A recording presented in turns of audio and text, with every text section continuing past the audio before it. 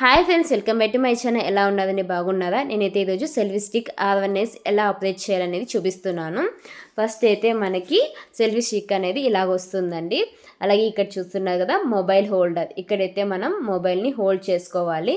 అలాగే పైన కనిపిస్తుంది కదండి, ఇది ఎల్ఈడి లైట్. దీని పవర్ బటన్ బ్యాక్ సైడ్ ఉంటుంది. దీన్ని ఆన్ చేస్తే ఎల్ఈడి లైట్ అనేది ఆన్ అవుతుంది. అలాగే కింద చూస్తున్నారు కదండి కంట్రోలర్. మనకైతే వైర్లెస్ రిమోట్ కంట్రోల్ అనేది ఇస్తారు.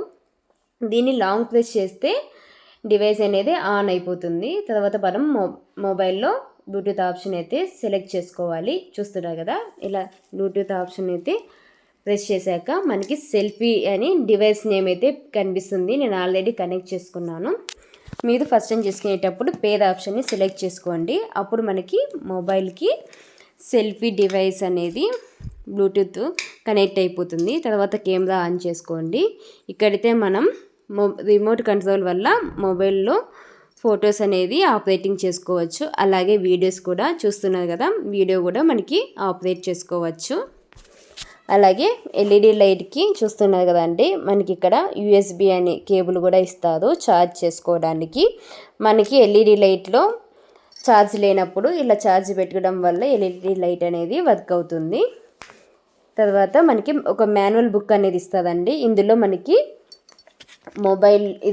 మొబైల్కి ఎలా డివైస్ కనెక్ట్ చేసుకోవాలి, అలాగే ఇందులో ట్రైప్యాడ్ ఆప్షన్ ఎలాగ, ఇండికేటర్ లైట్, అలాగే లాకింగ్ నాబు, ఫిల్ లైట్, దీనికి సంబంధించినవన్నీ ఈ బుక్లో ఇస్తారు.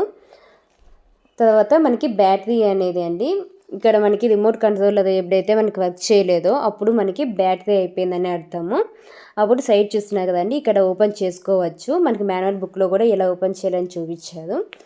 మనకి బ్యాటరీ అయిపోతే రిమోట్ అనేది వర్క్ చేయదు. అప్పుడు మనమైతే బ్యాటరీని అయితే రీప్లేస్మెంట్ చేసుకోవాలి. అలాగే స్టాండ్ చూస్తున్నారు కదండి, ఇది ట్రైప్యాడ్ మెథడ్.